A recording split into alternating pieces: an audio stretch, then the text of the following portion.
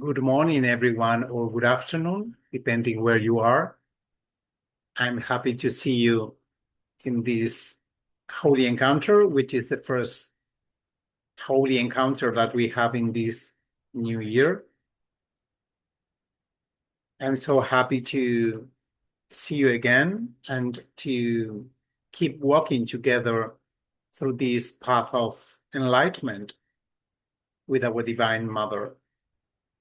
As we always do, I'm going to say hello to each of you one by one as an act of acknowledgement of our singularity, our unique way of being.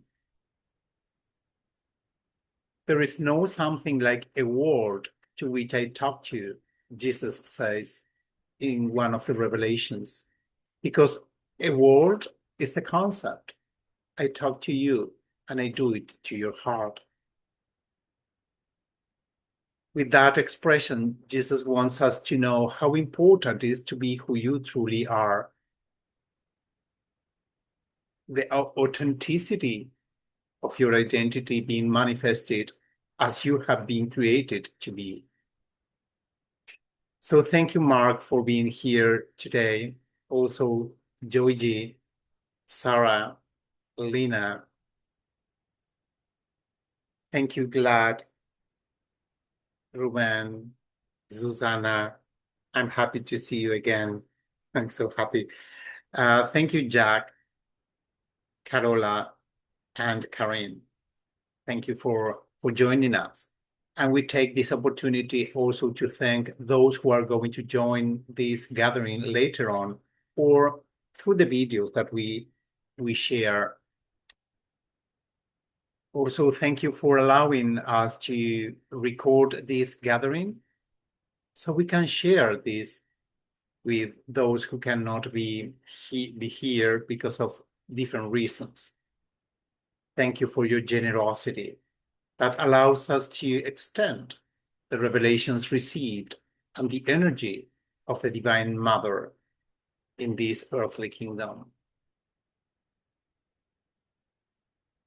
We are here in the presence of love, of our Divine Mother.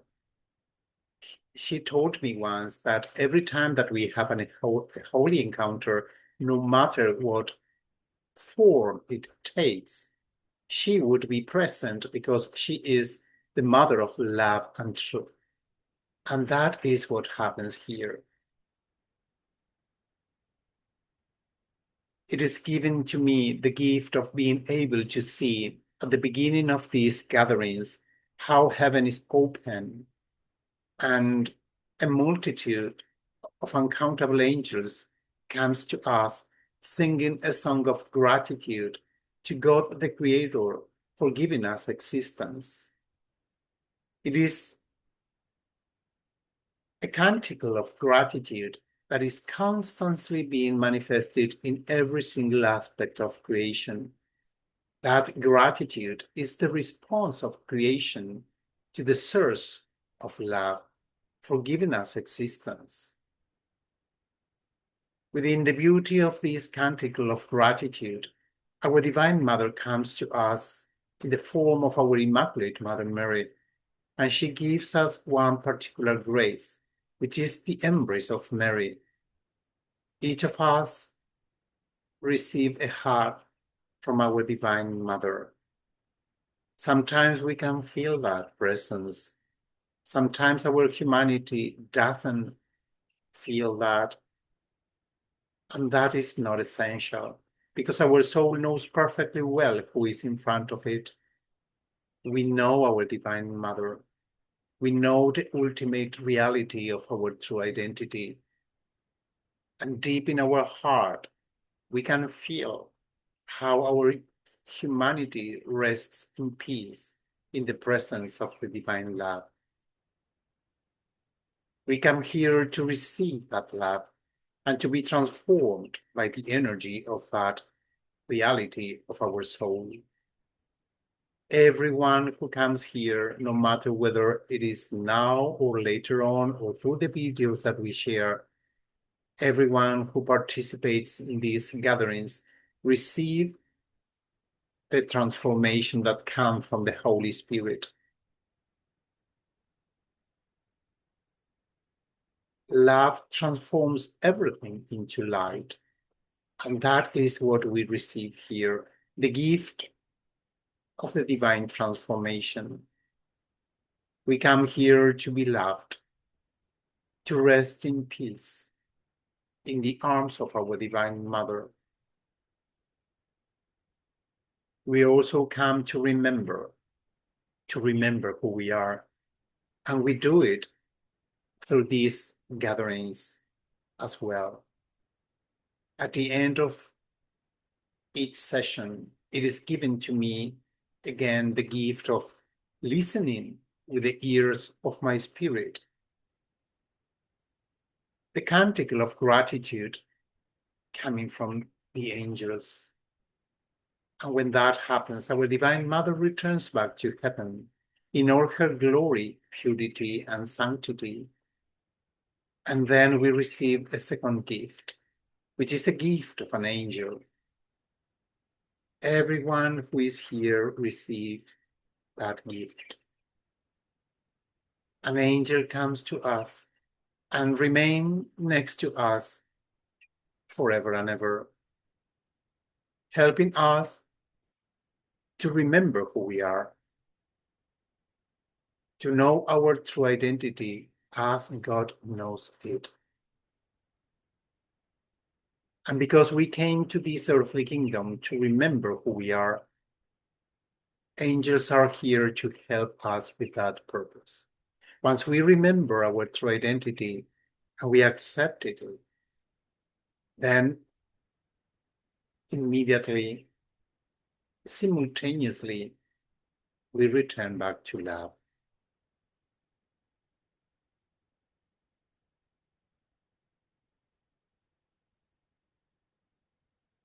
As we always do, we organize these gatherings, dividing them into 3 sections. The first one is dedicated to silence. We honor silence as the language of love. Love has no words. So we go to the silence of the heart to rest in peace. A silence in which there are no judgments.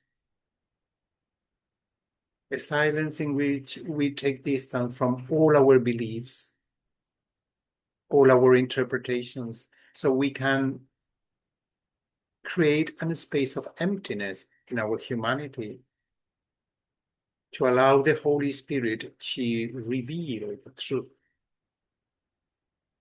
Our thinking mind was never created to think anything. It was created to receive the thought of God. As much as we take distance from our interpretations, beliefs, and ideas, as much as we take distance from what we believe about ourselves, about others, about God, about life, as much as we do that, as much as the truth is revealed in our thinking mind, and we return back to love.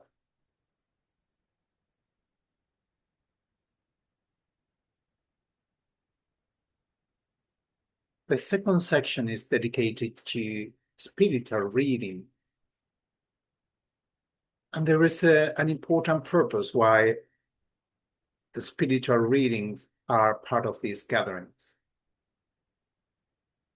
Jesus says that spiritual reading has the capacity to transform our humanity because it helps us to remember.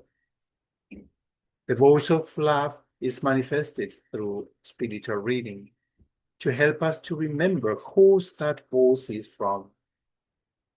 Like a little baby who can identify the voice of the mother, our soul can identify the voice of the truth and to follow it.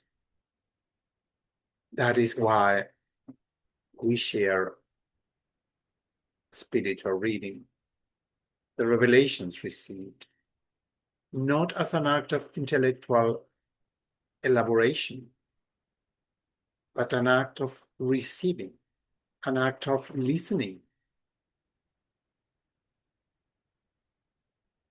The second section is dedicated to, the third section, sorry, is dedicated to sharing our humanity. Whatever you think related to the revelation received, you are welcome to share. You can ask questions, you can share whatever you feel moved to share, and also you are invited to remain in silence for the rest of the gathering, to share your presence. Sometimes we come here to listen, to rest, to receive. Sometimes we need to talk, to speak, to share. Our Divine Mother will receive whatever we feel moved to express in these gatherings.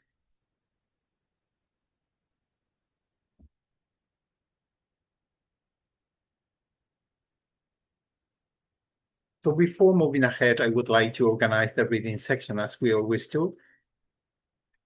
In this opportunity, I would like to invite you to read from the beloved book number 3, Love Letters Coming from an Angel, the chapter 1.28, which is titled Eternal Unity of Love. That is on page 86 for those who have the book. If you don't have the book, don't worry, because we will always share what we read here. Again, this comes from Truly Beloved, Love Letters from an Angel, book number 3, chapter 1.28, Eternal Unity of Love. That's on page 86. If there is anyone who wants to read today, please let me know so we can organize the reading section. Thank you. We have Mark, Joy G, Sarah, Jennifer, and me. Hello, Jennifer. I'm happy to see you. Thank you for coming. So we have Mark, Joji, Sarah, Jack, and Jennifer. As we always do, I'm going to begin with the first paragraph, and then we can keep going with the sequence of readers as it is shown in the chat room.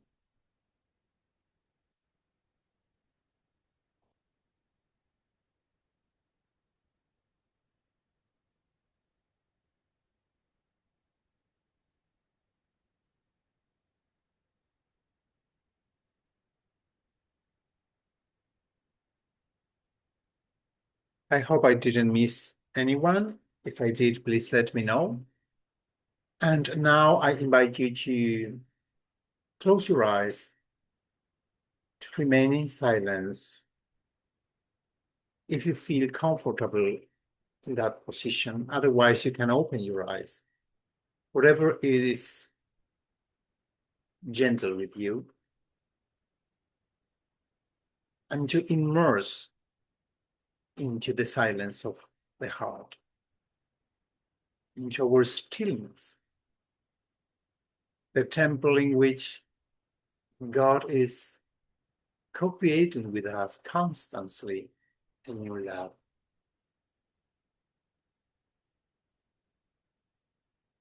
We rest in peace in the arms of our Divine Mother.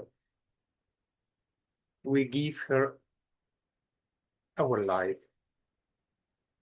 She will take care of everything because she is our mother.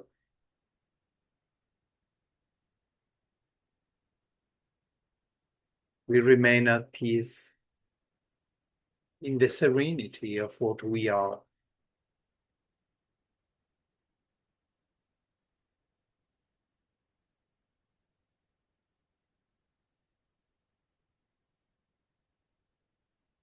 I also invite you to listen to music, and after that music, we will begin to the reading section. Thank you.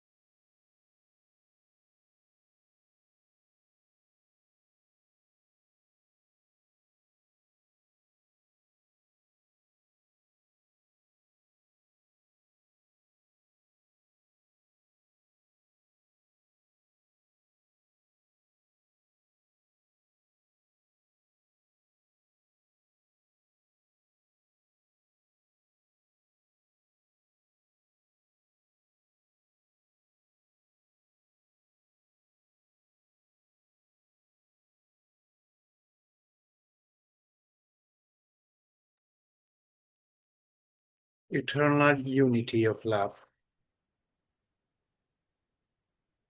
Son and daughter of holy love, born of the mother of all creation and of the eternal Father, I am here, always by your side and in you. I observe you in every moment. There is not a single beat of your heart that does not have an echo in mine, because each beat reverberates in the heart of God, in whose center we exist forever in the light of holiness. Stay here in the union of the human and the divine. Put aside all your fears, your worries, and your anxieties, whatever they may be. As long as this dialogue of love and truth takes place, I ask you to trust fully in the divine mercy. Leave your life in God's loving hands. Free yourself of every distraction to be fully present in this communion.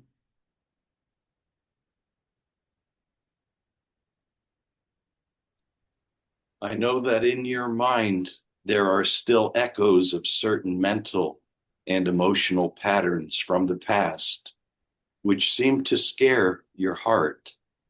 I have come so that we can embrace it together and bring light to that aspect of the mind, that part that still fears novelty. Remember, the mind clings to what it thinks it knows and fears what it perceives as new. Not because the new is fearsome, but because the thinking mind seeks to create its own laws so as to ascribe meaning to reality and thereby control it. To control is the goal of every separate mind. Letting go and trusting God is the reality of the pure soul. You have traveled a path full of life. Did you ever miss God? Was love absent from you? Was there even a single instant where Christ did not hold you and accompany you, embrace and speak to you? There was never such a moment. As the world went round and round, changing and changing over and over again, and as events unfolded one after the other, a driving force within you carried you forward. Maybe sometimes you were not aware while it was happening, but when you plunge into the celestial depths of your heart and remain silent and at peace, you know for a fact that you are not alone. Nobody is alone, nor will they ever be. What God has started, God will finish. Love does not abandon the work of its hands. You have often felt abandoned. This feeling may have manifested in various ways. What else would you be so dedicated to? Why else would you be so dedicated to seeking security?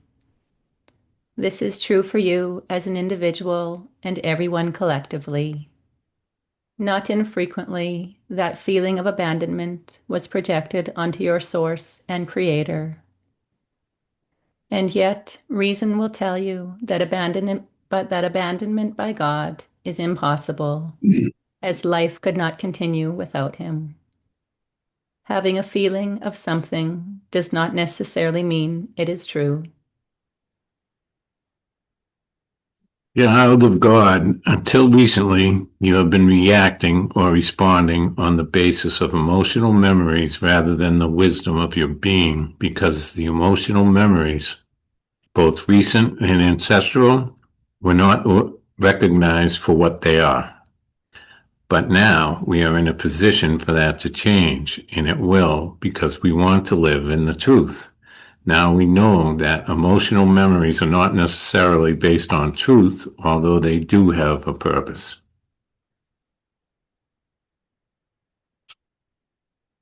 Remember that emotions are thoughts based on survival reflected in the body. Naturally, the fear of abandonment is also rooted there. No being can live completely isolated because the laws of nature mirror those of heaven. Life is union because love is its foundation. Therefore, the thinking mind, that part that focuses on protecting the body and on its survival, developed mental and physical mechanisms to adjust. Young are born with the innate knowledge that they need an elder to take care of them, at least for a time. This is necessary for that stage of their development. However, to continue living as if that risk continues when it does not keeps the mechanism active that stagnates the mind and the heart in illusion. This applies to all unrecognized emotions, not just the fear of abandonment. All stem from ancient fears, part of human learning as a living being inhabiting Earth. No fear comes from your true self, although fears can be reintegrated. Now the function is to transform emotions into feelings. This is achieved by applying reason to them. In other words, by recognizing them, embracing them, and entering into a dialogue of love and truth with them. It is within the state of union where the transfiguration of souls and bodies occur, the resurrection. It is in life that everything melts into the light of love. Life is all that really exists because Christ is life, the way, and the truth. Do not be afraid of what you experience, but sit serenely on the throne of your being. You are the sovereign of your soul. Observe in silence and learn to listen in peace. Allow it to enter into a dialogue of love and truth with you. You will see how many wonders your experiences have to reveal to you, and how much benevolence and holiness is in what you are. As a result, your emotions will be reunited with your being through the awareness of its existence. The life they carry will return to you. You will enjoy the bliss of the integrity of being, the joy of living in a state of union.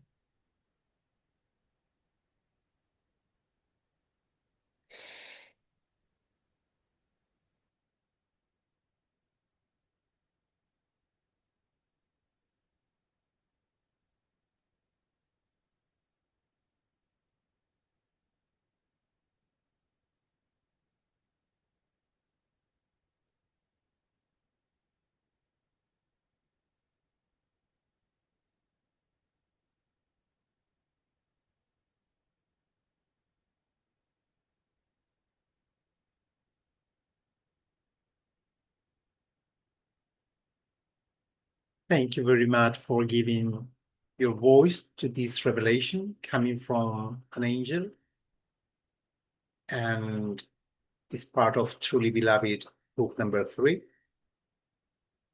And now we have the rest of the gathering to share whatever you feel or you think related to this revelation. You can ask questions or remain in silence if you want. or just to share whatever you feel moved. As we always do, I'm going to briefly share what is given to me related to this revelation.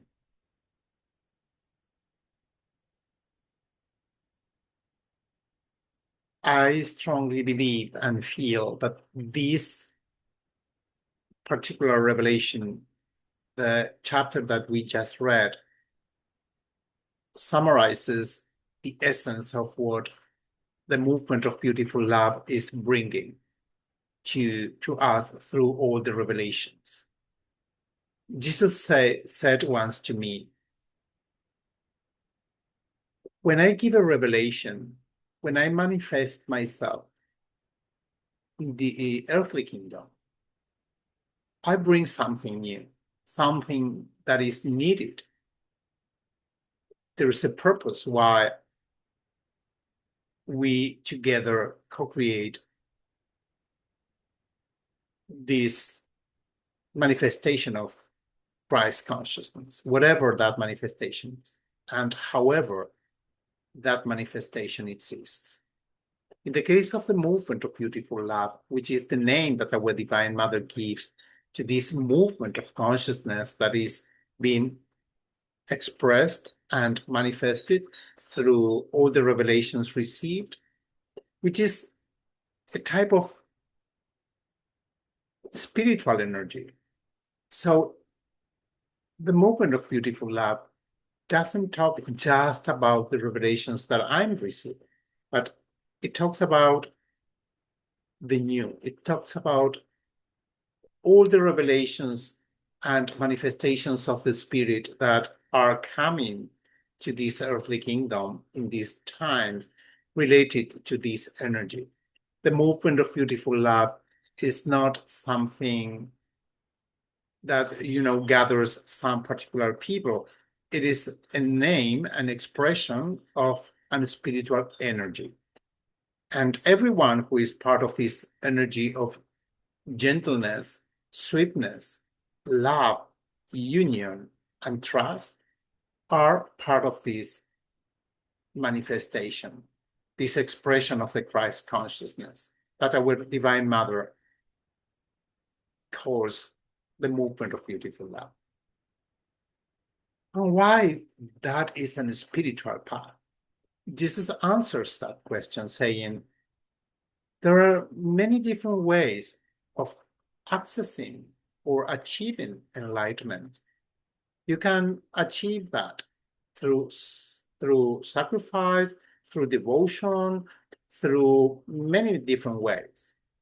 But here there is one new way, particular way, and that way is ultimately the only way to access to the truth, to return back to love.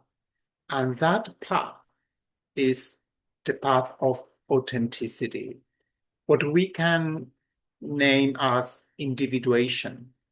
Jesus says, this is the path of authenticity as a way, as a path of enlightenment. We can say that this movement of beautiful love is a path of illumination, path of enlightenment through individuation, through achieving the state of authenticity of our heart. And this is what this revelation is talking about. The text that we just read, it talks about integrity. It talks about integrating all our emotions within a dialogue. This revelation talks about our relationship with emotions. We can have a relationship of fear with all our emotions and also our thoughts. Here, the angels say that there's no difference between our thoughts and our emotions because emotions are thoughts that are reflected in our bodies. But they are thoughts. We can have a relationship of fear or love with our emotions, when we have a relationship of love with them, then we immerse into a dialogue and we transmute those emotions into feelings. Feelings are the results of the integration of our human and divine reality. When we talk with our emotions and we receive them, we accept them, we acknowledge them, and then we do what our Divine Mother says.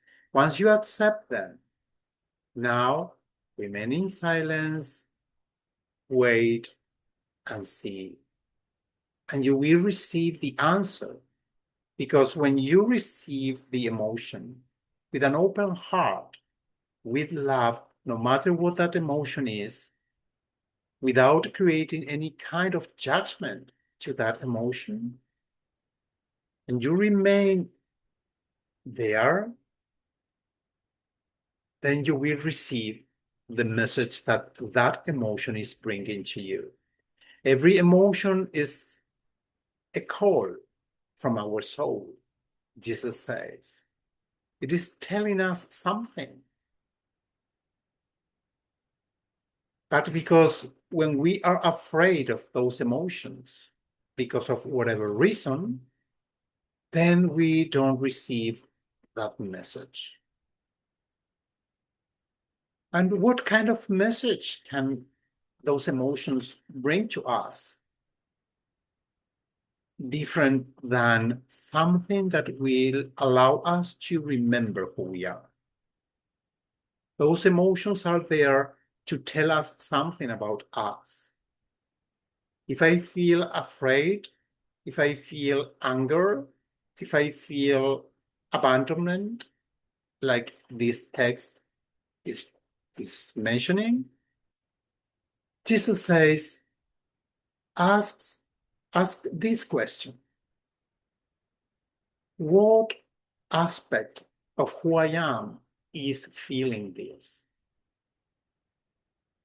If you ask this question, then your mind and your heart is going to be open to receive the answer.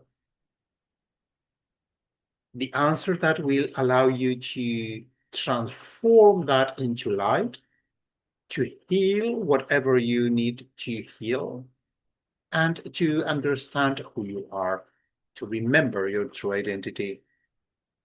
It is never the other person who makes me feel anger. It is never the circumstances that happens in my life which are creating emotions. Those emotions are here in my heart to tell me something about me.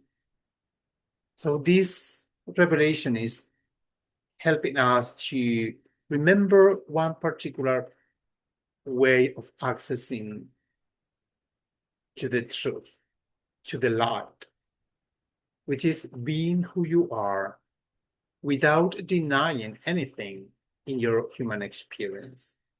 Rather than doing that, it is an invitation to live with an open heart, embracing everything.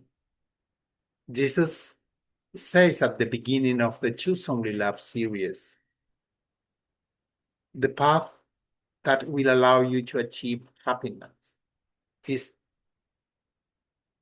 to love everything that arises in you. And that includes our emotions. There are some emotions that we decided not to feel, not to accept because of different reasons. And those aspects of our humanity are denied and they create fear, not because they are dangerous, but because we don't see them.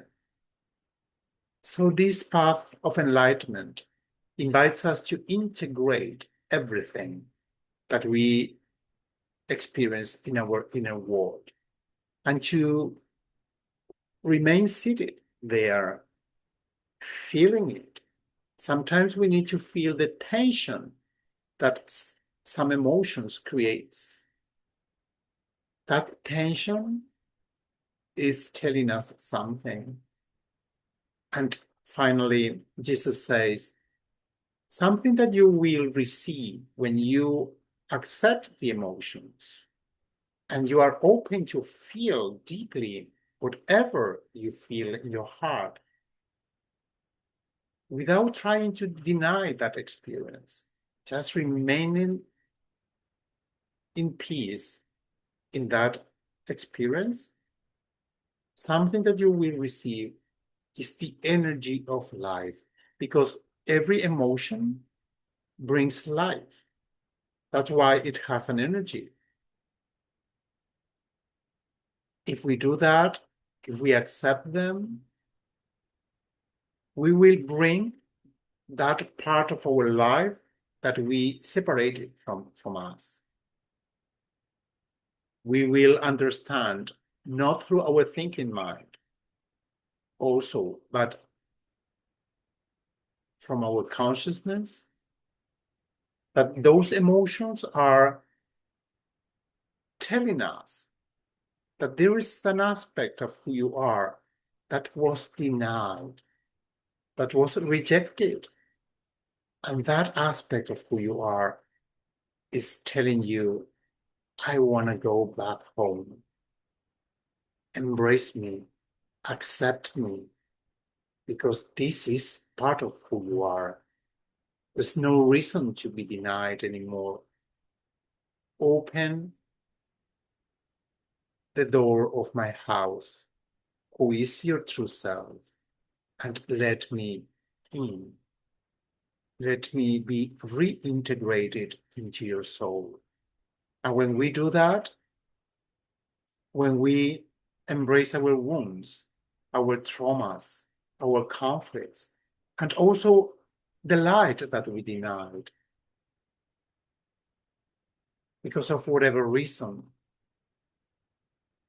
we transform the capacity of not being who we are into a bridge to our true identity. And that allows us to shine in the light of who we truly are, what we call the light of Christ. That's why Jesus says, you can't come back to me denying who you are. There's no reason to do that anymore, because I know who you are, and everything that you are comes from the light of love. So here there is a question: how can I do that?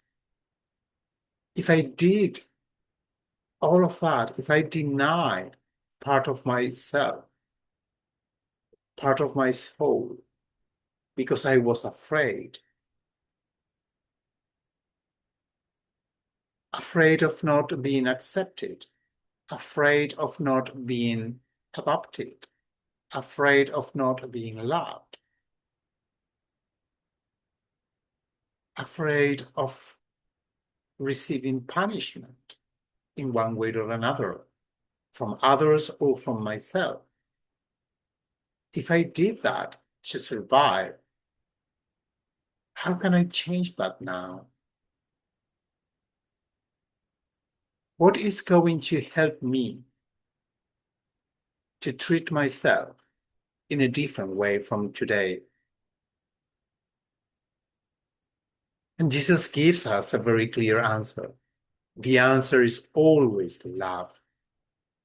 Love yourself with unconditional love, and you will be able to embrace whatever happens in your life, because you will understand that whatever you experience is part of you,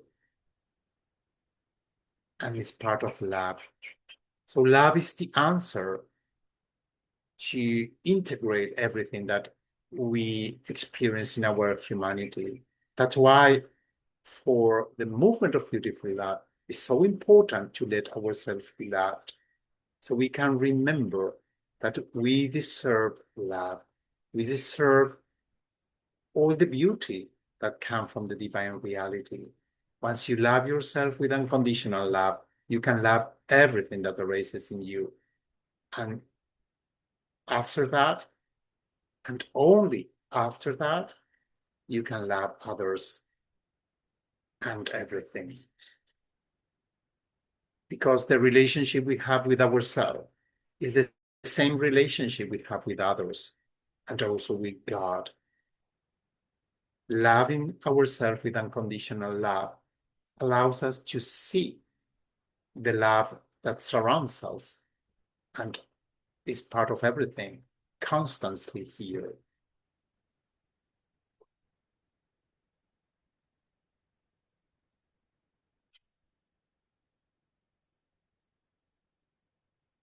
Thank you for listening to me.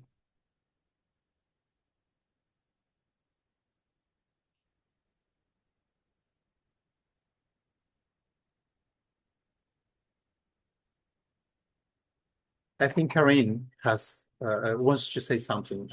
Thank you, Karine, for joining us.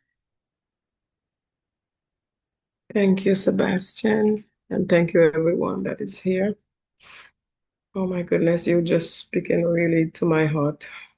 Everything from the beginning of the reading and to everything that you have said. I last night when I was brushing my teeth, the thought came to me. I was dealing with this thing about abandonment after my mom's passing, and the thought came to me that I abandoned my son when I was leaving the States to go live in another country. And he was already 21 years old, but I took, and he was living with us, and he wasn't trying to make a move. He knew we were moving, selling the house, and he never tried to do anything. So I actually had to take him, went to look for a place with him and helped him to move out. But I felt so bad doing that. I felt really guilty. And I guess I just kind of just forgot about it, So this thing between him and I always feel like a distance, even though I know he loves me and I know I love him, but that distance comes from what I placed upon myself unconsciously with this guilt. Yeah, I come to understand that now with this aspect of who I am that you said was denied was innocence. I didn't really do anything wrong. I just had a pattern of assigning guilt to myself for all kinds of things my whole life unnecessarily. And so this is very liberating, and your voice transmits so much love. I just really want to say thank you. Thank you to Divine Mother for bringing me here, for being part of this program. And yeah, I'm complete. Thank you.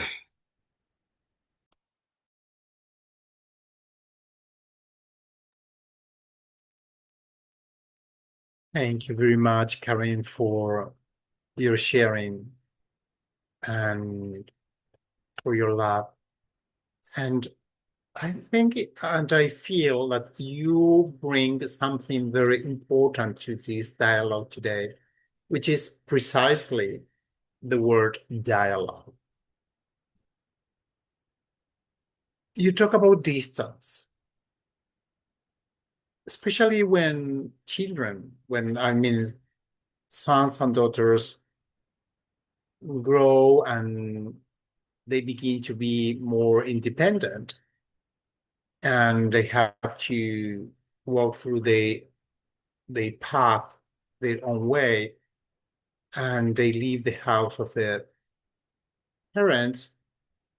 That process helps us to understand what I'm going to share here, which is about the distance. How much distance is enough? How much distance is necessary? That is a question that parents sometimes ask related to the relationship with the sons and daughters when they grow up. They become adult, they have their own life, and of course there is a distance. How much distance do we need? in order to keep going with a loving relationship. Jesus talks about this in one of the dialogues, and he says, you can't answer that question because there is no one answer to that question. The only way to answer that is through a dialogue. Both aspects of the relationship in this case have to talk each other and have a dialogue that goes from the heart. It's not a dialogue that goes from our mouth, but from our heart. Maybe there is a moment in which that person needs more space, more distance, more time to be alone. But then there is a time in which that person needs more, presence, more time together, and it flows from one aspect to another one. As much as we are connected to our heart, we can be connected to others' heart, and we will understand perfectly well how this flows, how much close I have to be with you that I love, how much distance do I need to give you because I love you. And it's a flow of life, Jesus says. And the same happens with our emotions and with everything that we experience in our inner world. Sometimes we feel the abandonment of God. This text that we just read talks about that. And Jesus says, it's not an abandonment. It's a distance that I create with you in order for you to be who you are. If I'm so close to you that I never give you any distance to be truly who you are, you couldn't exist. There is a dialogue between God and the soul, and God keeps the distance that the soul needs at every moment. That's why there is a moment in which we feel so close to the divine reality.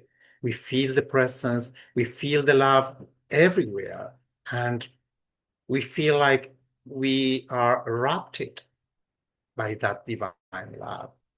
And then there is a moment in which we don't feel anything. We feel like God is absent from our life. We don't feel inspiration. We don't feel connection. We don't feel anything. And then we begin thinking, oh, maybe there is something wrong in me. Maybe I did something wrong and I'm not connected to the truth right now, or to the presence of the divine reality. Or maybe I lost the connection. But Jesus says that is never the case, because you can never be alone. No one can be alone. This text is very clear on that. What's going on with that experience that we call dark night of the soul, or the experience of not feeling the connection with God? That is part of the gift that we receive from love. Love keeps enough distance from us in order for us to be who we are. And finally, why this is important for this revelation. It is important because it allows us to understand many things, but one particular thing that allows to understand deeply is the experience of separation. Jesus is very clear in one of the last revelations that are going to be published soon, when he says separation is not a mistake. It's not something that we did because you are a sinner.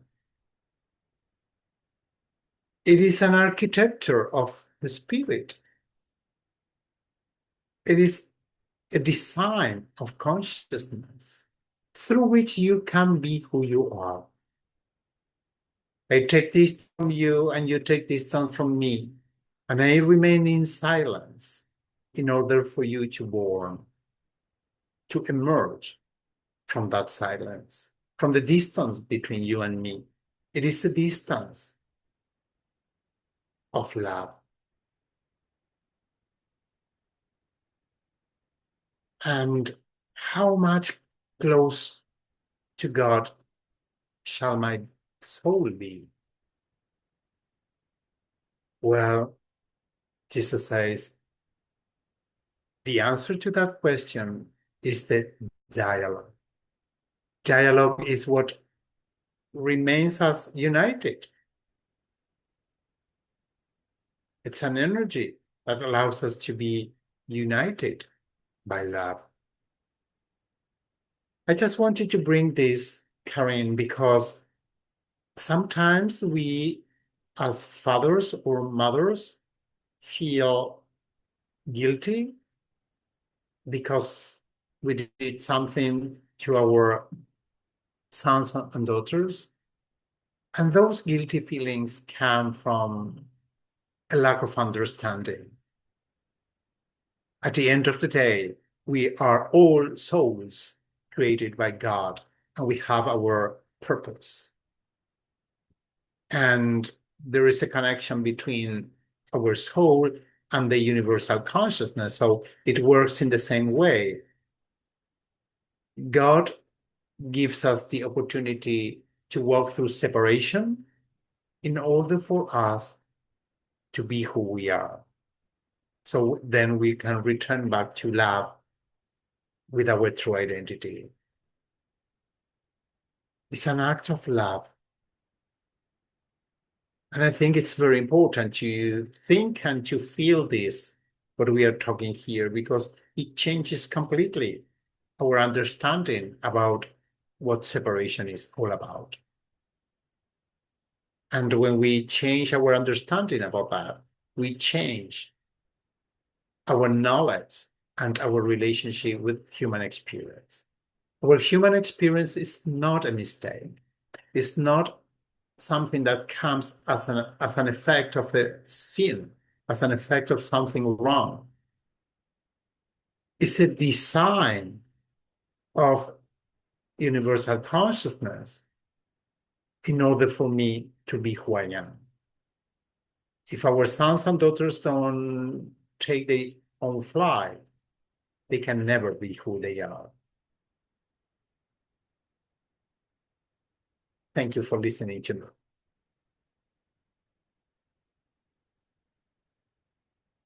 And please, Jack, go ahead, and then Susanna. Wow, thank you. Thank you, Corinne, for bringing that up. Thank you, Sebastian, for that explanation, because that just kind of went think, turned on a little light in my head.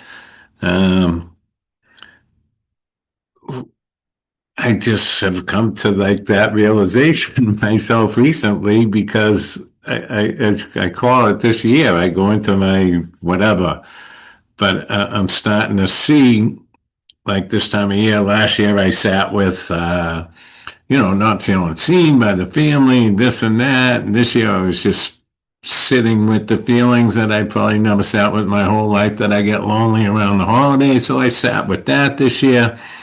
And then,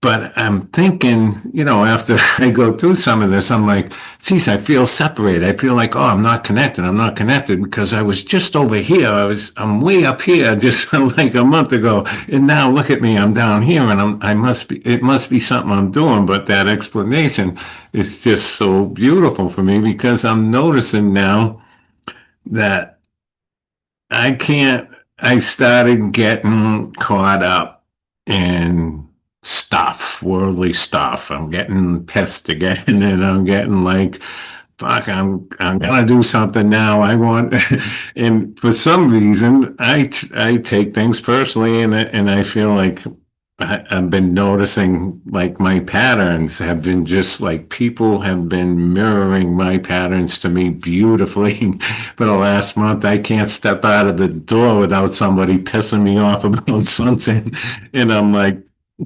And I want people to like be accountable, and I want this, and I want justice, and I'm like, where the fuck is this coming from? You know what I mean? But I'm just starting to see like, oh my God, it's like I just last week I did a job. This woman is just lying to my face, and I'm sitting there and I'm just getting more and more pissed.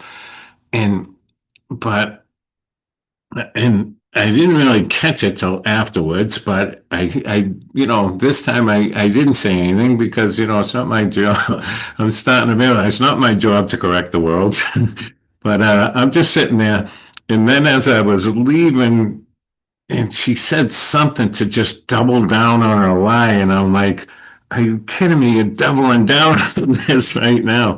But I was actually able to leave, and I'm like, oh man, I feel like this is what's happening. It's like Ma is showing me all these like. So I used to think my anger is like, a bad thing or a defect because I have the ability to fly off the handle very quickly, uh, and because of not dealing with it for such a long time and not sitting with it for such a long time, and but I'm just starting to see the beauty of like you were just saying, feeling separated, but really not being separated, but giving me time to go out and see how I react to because this girl that's lying in my face, yeah, she's got a lot of stuff going on, and just so there was a time when I couldn't be accountable for my own stuff because you know what I mean? Because how I might look, oh, I made a mistake or this or that or this. So I do get it that if I sit with that and I come around to like, yeah, I can sit with my anger for a little bit, but then I can come around to a little compassion saying, all right, at least I might have separated moments, but I'm not still living in it. You know what I mean? I could come to a meeting like this and realize what's happening. You know what I mean? That poor girl does not get that opportunity unless maybe I can transform a little of that for her or something by not reacting or I don't know. I don't know what I'm saying, but I am noticing that this time of year I do go into that mode, but it is being revealed to me. I feel like more why I do go into that. So I don't know. I kind of wanted to listen today, but here you go, bringing stuff up and pulling stuff out of me again. Thank you. Thanks for listening.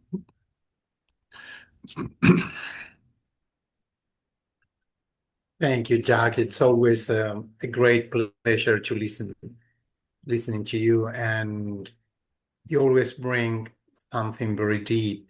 And one of the things that we are going to experience as much as we love ourselves and we are able to integrate everything that we denied before is that our response to everything is going to change. Because we are not going to react anymore. We are going to respond, which means to act from a different perspective, doing what you are doing here. What you are sharing implies for me the dialogue that the angel is talking about. We need to dialogue with the experience, with whatever we experience. If I reacted in this way or in the other way, what do I feel about that? Why did I react in this way? Why did I respond in this way? And that will give us a response that comes in harmony with our true self.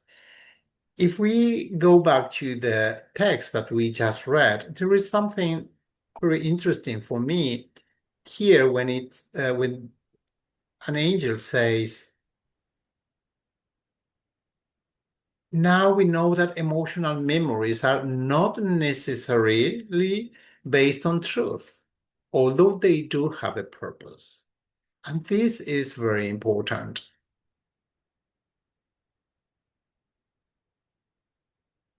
Here it says, child of God, until recently you have been reacting on responding on the basis of emotional memories rather than from the wisdom of your being.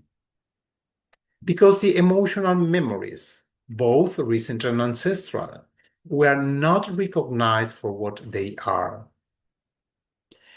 And this is the dialogue that we are invited to create with our experience. What do I feel in this situation? What do I feel in the other situation?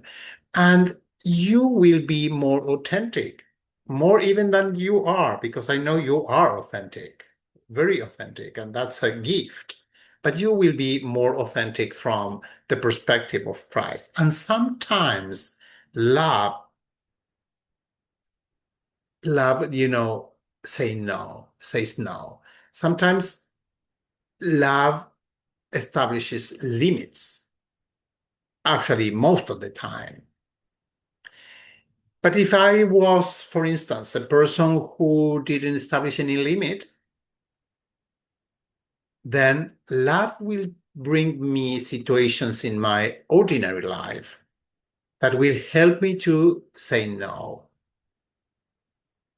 in different ways. Maybe at the beginning, that is going to be made in a way that maybe it's not very nice, but sooner or later, I will learn how to say no just because I don't want, and I respect myself, without, violence. We can say no through love. And we can also say no from the ego or unconsciousness. So this is what is going to change. Our reactions are going to be transformed into responses, and those responses are going to emerge from a dialogue. We need, according to my understanding and my own experience, we need to grow in the dialogue of love with us, with others, and to experience that dialogue of the heart is an energy that creates bridges constantly.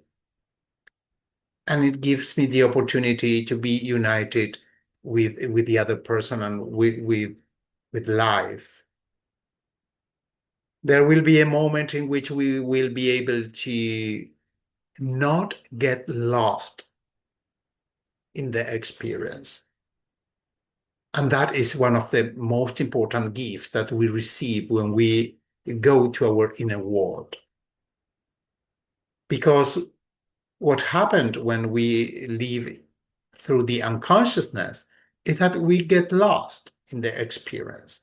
Someone comes to us, and then we lost our temper, we lost our inner peace, and we forgot who we are. That is because we are accustomed to get lost in the world. But as much as we know who we are, and we know that when we love ourselves, as less as we are going to get lost in the world, we are not going to get lost in the relationships. We are not going to get lost in the emotions and the circumstances. We will keep remaining in who we are, no matter what's going on around us. And we do that when we establish a dialogue with our emotions. So thank you. Thank you very much for what you bring and for being who you are. There is something, before moving ahead, there is something that I think it's very useful to remember. At least it was for me. When Jesus says, "You gave me your life to me," right? Yes. Okay. So why do you worry about your life? You are my business. So if you feel that you are not good enough, or you are not patient enough, smart enough, sweet enough, gentle enough. Don't worry, because there might be a reason why I don't want you to be in that way. So just don't worry too much about our process, our inner process, because the inner process is our Divine Mother is in charge of that. There is something in our thinking mind and in our emotion that feels anxiety. We want to have everything done right now. So we want to be patient right now, wise right now, understand everything in a blink of an eye, and to be transformed without any effort and so on. Our Divine Mother says, I'm in charge. I know how to manage this. So don't tell me how to manage your life.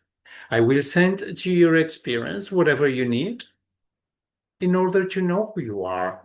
And some of them are going to create discomfort because I love you with responsibility. She told me once, when a mother, a loving mother, goes to the doctor with a baby to vaccinate him or her, for instance, the baby doesn't like that. But the mother goes anyway. Same happens with me. I give you whatever you need to return back to my arms as fast as possible and in the easier way as possible. So don't worry about how this process is. And this is something that our thinking mind doesn't like, because we love to be in charge. We love to go to our father's house and say, you know, I did a great job. You did something wrong because I committed sins. I did something against your plan because you are not so clever. But I'm more clever than you because I created my own plan to save my soul, to achieve the fullness of life. And I achieved that. I obtained this prize by myself, just by myself. This is what our thinking mind loves. But then when we return back to love, the first thing that we do is to grow in terms of humility. Humility is extremely important for us. The humility of knowing that we don't know what is the best for us, but our Divine Mother knows. So sometimes we have situations like you mentioned before, in which we think, oh, I achieved such an important level of consciousness, so I'm so great, and I'm going to respond to everyone with patience. And then we go to the corner of the street, someone says something, and we just lost our temper immediately. And we say, why this happens to me? And our Divine Mother sometimes says, because I want you to grow in terms of humility. I want you to know that you can nothing by yourself. So you can give me the control. She is in charge. Once we said yes to love, our life is no longer our business. And that is trust. We trust in our Divine Mother. She's in charge. So there might be a reason why I react in the way I react. And most of the time is to grow in terms of humility. Very important. Without humility, we could not return back to love. We cannot return back to heaven. Because ego is exactly the opposite of humility. So how can we transcend the ego mind through a humble heart, humility. We can nothing by ourselves, but our Divine Mother can everything when we give her the control. Thank you for listening to me. And thanks, Susanna and Jennifer, for your patience. Please go ahead.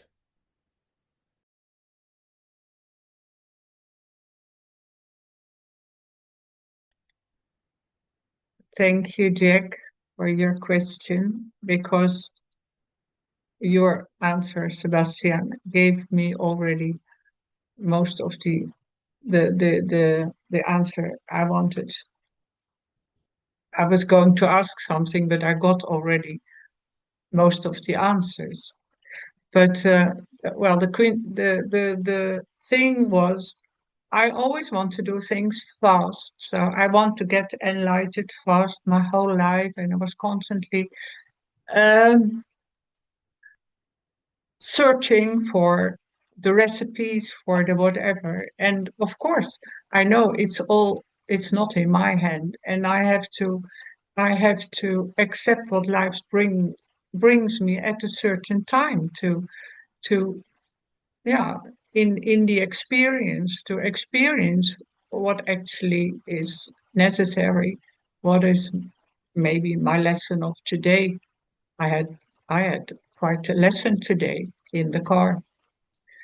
And it was again with patient. I'm not patient enough, and I criticize myself, of course, about it.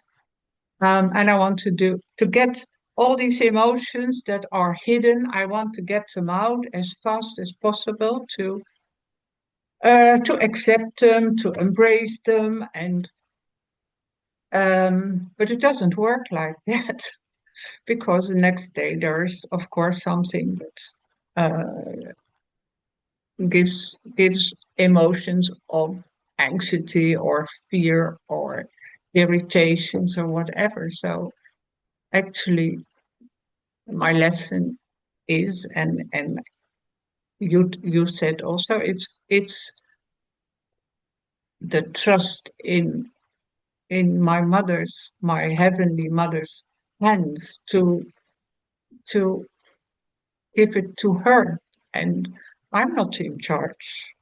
And I think that is a deep lesson that I only start to realize now. It's not about what I want to accomplish for myself. It's just trying to stay in openness, receiving what life brings me, and I can't. That is my question. Can I do more than that? Just opening myself, trusting, and waiting for the guidance of, what life, love is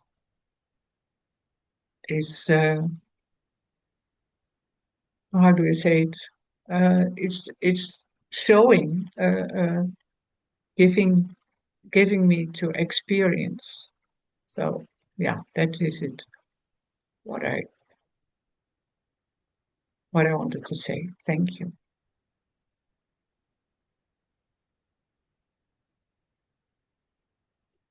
Thanks, Susanna, for your sharing. And I think Jennifer and Mark also want to say something. Please go ahead.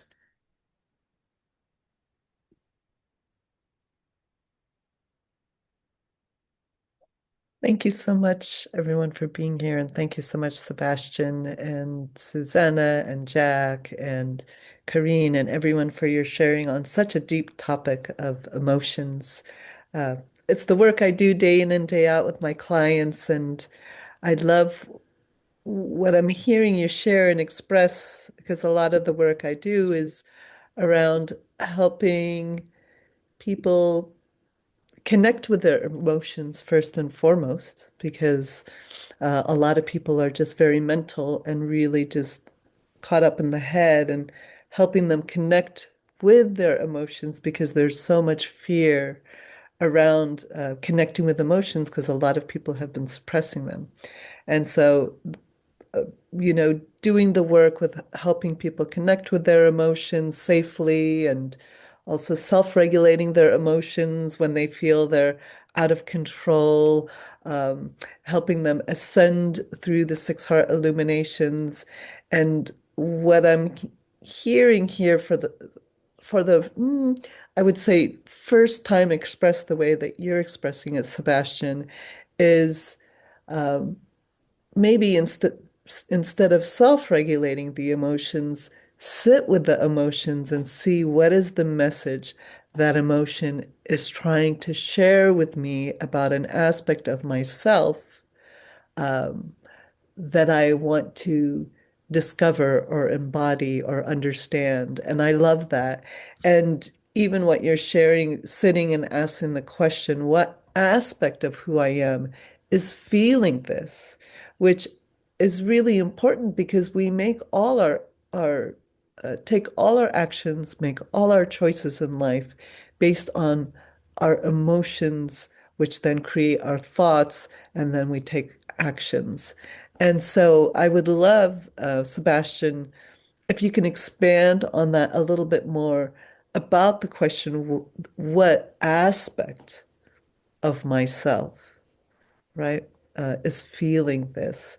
Um, because it helps us understand ourselves at a much deeper level, uh, not just understand about ourselves, but brings us closer to knowing who we are, and that divine expression of who we are. So I wanted to thank you for this topic, because it's so near dear to my heart. I was so tired this morning. I almost wasn't going to come. And then, of course, I'm here and I'm like, oh my God, thank God I didn't miss it. So thank you. Thank you, Jennifer, for the beauty of your sharing and for your presence.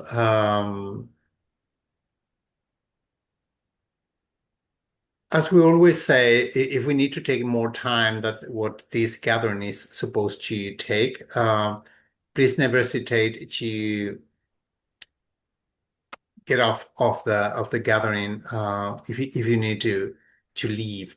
But there are some topics that is important to be shared without the pressure of time. And this is what I'm going to do here with this dialogue that the consciousness brings through Jennifer. Although I'll try to be brief, but I think it's a very, very important topic. Why?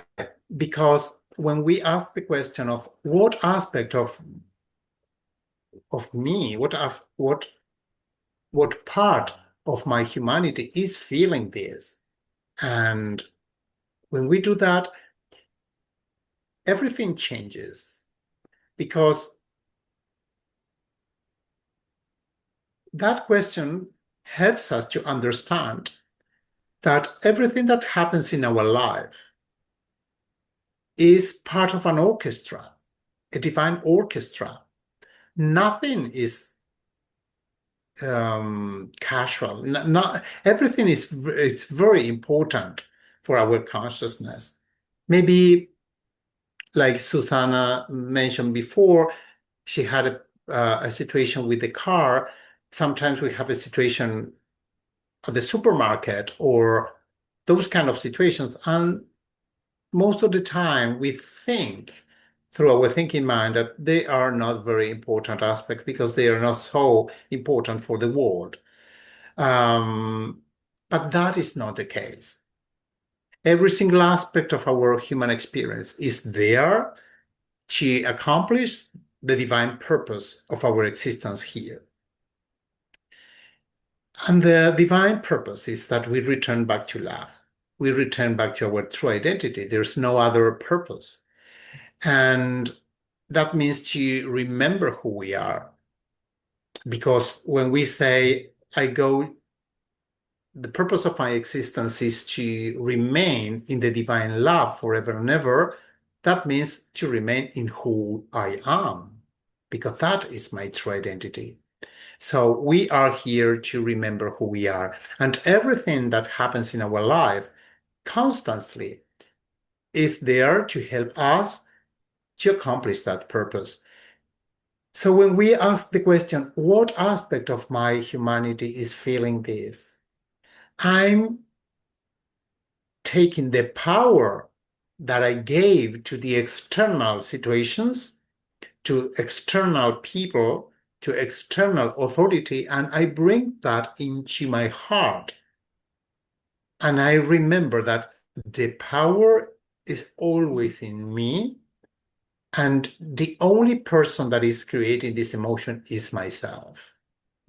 The other person didn't create anything, didn't do anything. The circumstances was absolutely neutral. However, I am not neutral. I am creating constantly interpretations about situations. Situations are nothing, actually, but we give interpretations to everything and we give meaning to everything. And we do that automatically, in a very fast way. So we don't even realize about the process of giving interpretations to everything. So I go to the supermarket and maybe the cashier said something in a way that suddenly I lost my temper. Why? I was happy, and then when I listened to that, I lost my temper. Well, because there is a process in me that created a judgment, made an interpretation, and said, you don't have to talk to me in that way because I have dignity and blah, blah, blah, blah, blah. That blah, blah, blah, blah, blah goes so fast in our thinking mind that we don't even realize, but that process exists. We create interpretations. And once we give interpretation of something bad to something, then we react in harmony with that. So when we ask the question, which aspect of myself is doing that? We will find the answer. And once we find the answer, that aspect will never react in that way anymore. For instance, maybe when that person, the cashier that I mentioned before in the example that I gave, maybe when she or he talks to me in that way, I reacted in that way, maybe because I'm accustomed to doing that, because everyone does it. So I can realize that I'm not being who I am. I'm reacting in this way because everyone does it in that way, and that is supposed to be in that way. If someone says something, I should react in this way because I'm a human being. Then we go to our heart and say, no, you are not a human being, because a human being is a concept. You are who you are, and you can respond in your way. Do you really want to respond in that way? Does it come from you, or this come from the universal mind? What Jesus calls the mind of the world. When we act as it was supposed to act, because that is what it has to be, we are not being who we are. And we can take that opportunity, the example that I mentioned before, to understand, oh, I'm acting from unconsciousness. I'm reacting just because this is the way that everyone does. And you can go deeper to that and say, why that aspect of me is reacting as everyone reacts.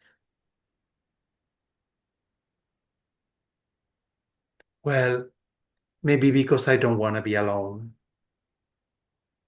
because I want to be with everyone. So I act as everyone. To be with everyone. It's like a call of fear, a call of love hidden that says, I want to be like all of you because I want to be with all of you. Because I don't want to be alone. I don't want to be isolated. I don't want to feel myself like I'm not part of this universal family. And then we go deeper, and that situation can tell me, okay, if you think that in order to feel safe and to feel loved, you need to be part of the global nothing, which means the world, then that means that you forgot who you are. The desire of being part of the global family, the desire of belonging to something bigger is so important in our heart that sometimes we are willing to lose who we are, even also to lose our identity in order to belong to the group.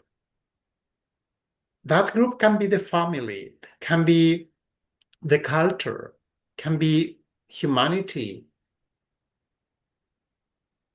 It is very difficult sometimes for our thinking mind to react or to respond in a very different way than the rest of people do, because it begins to feel loneliness. So we can go to that wound, the wound of feeling isolated, of feeling alone.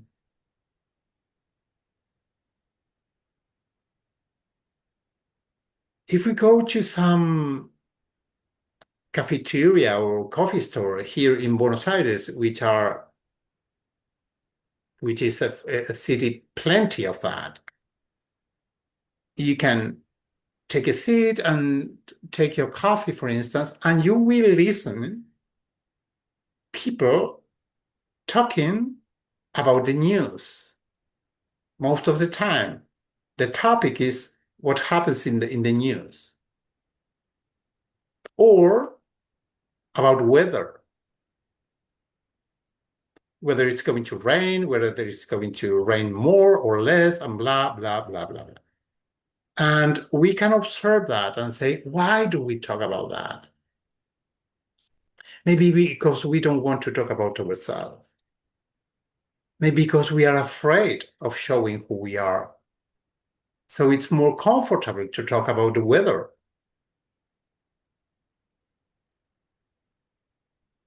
So that situation can help us to come to our inner world and say, which aspect of my humanity is afraid of this? Which aspect of who I am is afraid of showing myself? And we will find the answer, as I mentioned before. Maybe I couldn't be who I am when I was young, when I was a kid in my family. Most of the time that happens, we couldn't be who we are. We couldn't express ourselves. So that question helps us to activate the divine dialogue within, and will always bring the right answer connected to know who we are. And that also moves the capacity of transmutation. So we heal from what we call,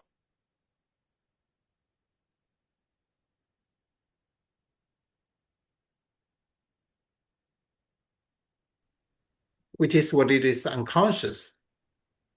It is not just the wounds, traumas, and conflicts. Shadow is a word that represents everything that was denied. And we will see that most of the things that we have denied are our lights, our capacities. the light of who we are. And life is here to help us to open the gate that was closed in order for you to bring all the light that the world didn't allow you to express. That question opens that door, and we will begin saying, okay, this is the capacity that I have. I can now express it without fear. Finally, I can be who I am. So thank you. Thank you very much for listening to me and for giving us the opportunity to go deeper into this important topic. Thank you, Jennifer. And thanks, Mark, for your patience. Thank you so Please much, go ahead.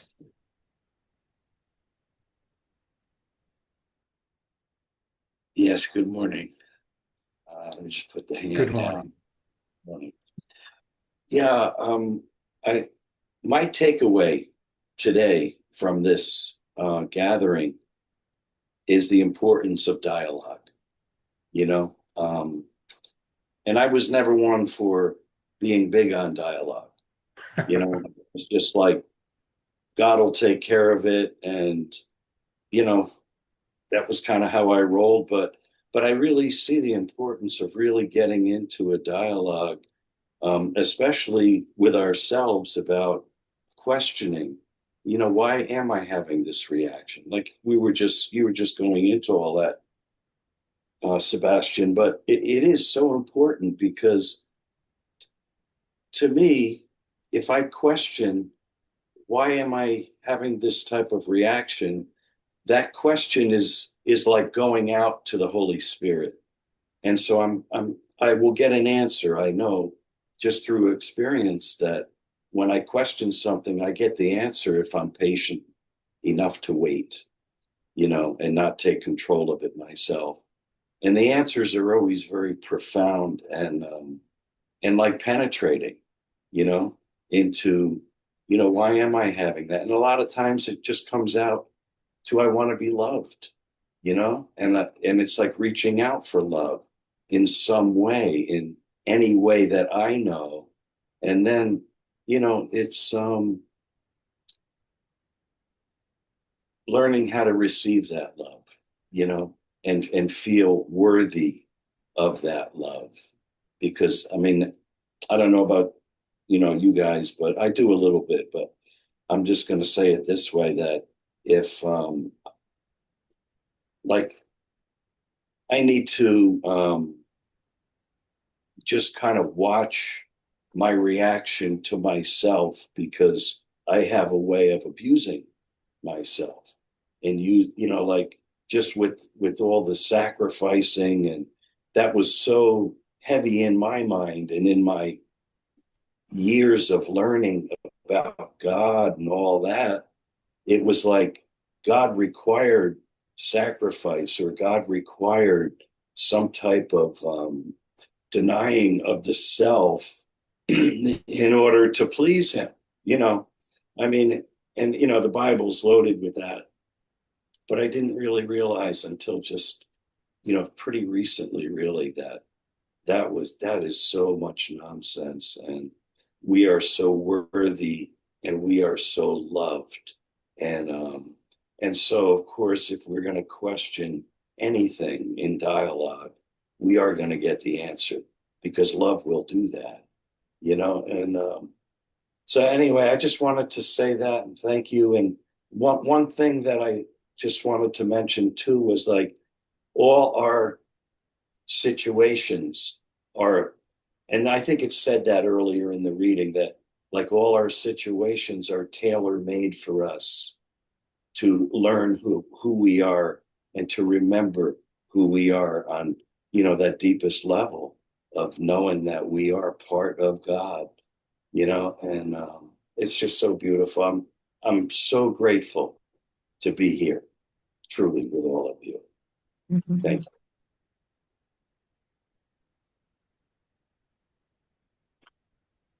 Love you all. Thank you, Mark, very much for what you shared.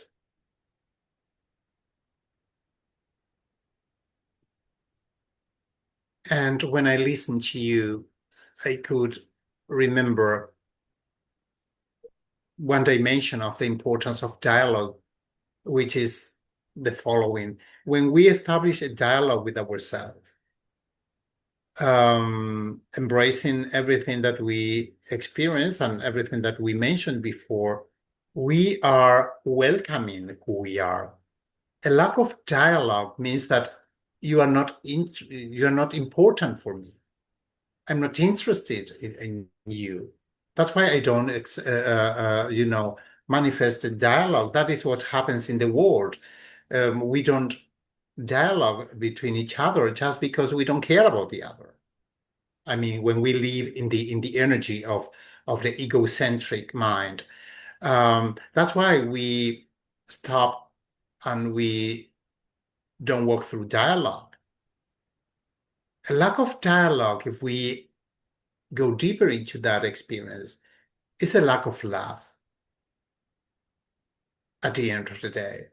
If I love you, I establish a dialogue because whatever you say is important for me because I welcome you. And if you love me, you will establish a dialogue because you welcome me and you want to know the way I see everything and what I think, what I feel, and so on, because there is a union. Dialogue is a union. It's an energy of embracing the other into my heart, into my reality. So we can become united. It's an act of communion. When we do that with ourselves, immediately we are telling ourselves, you are important to me. And because I love you, because I love who I am, I can embrace it. The denying of ourselves is a lack of love. So returning back to dialogue allows us to return back to love, actually.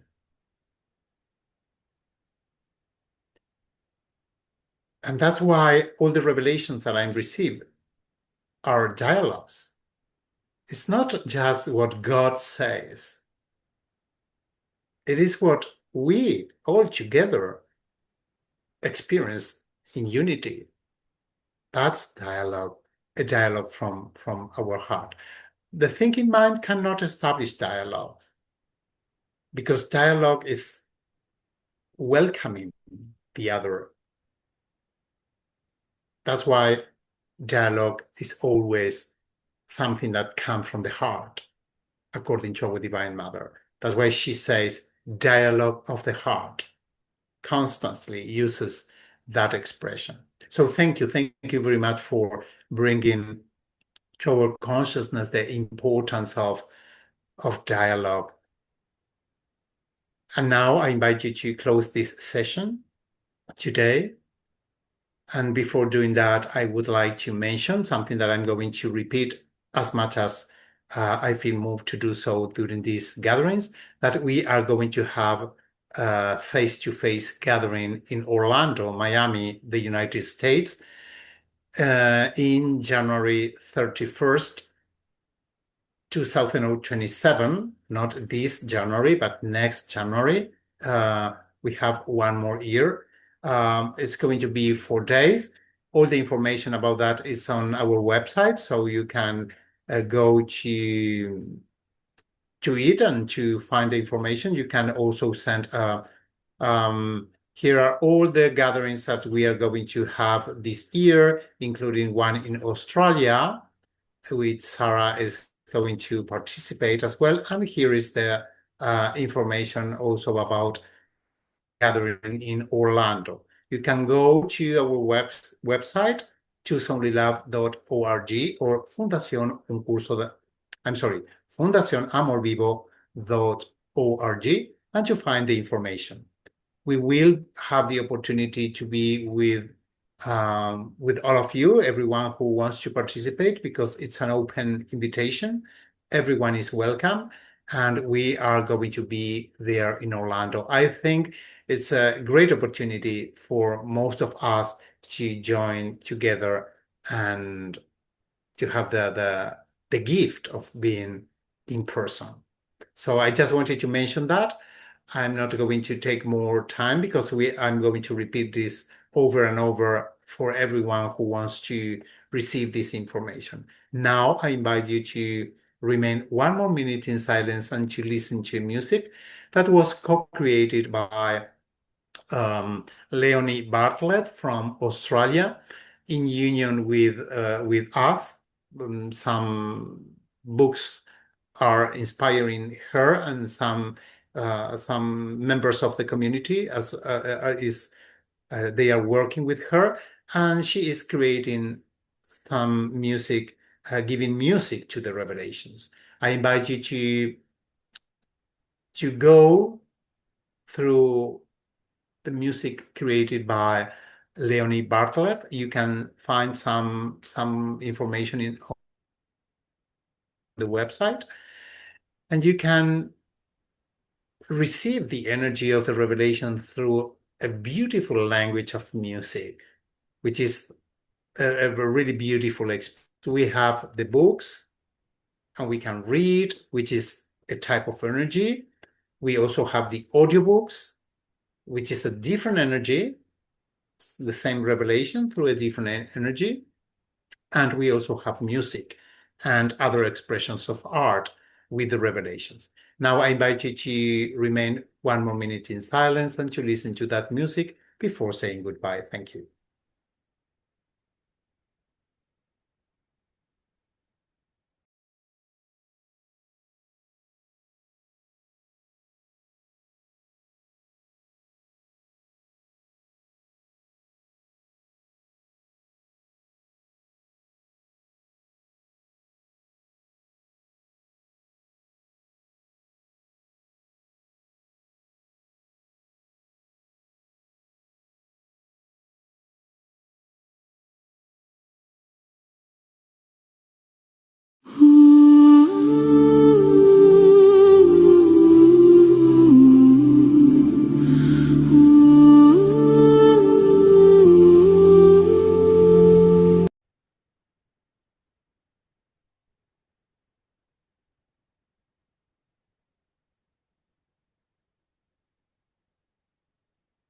Thank you very much, and have a wonderful rest of the day. Thank you.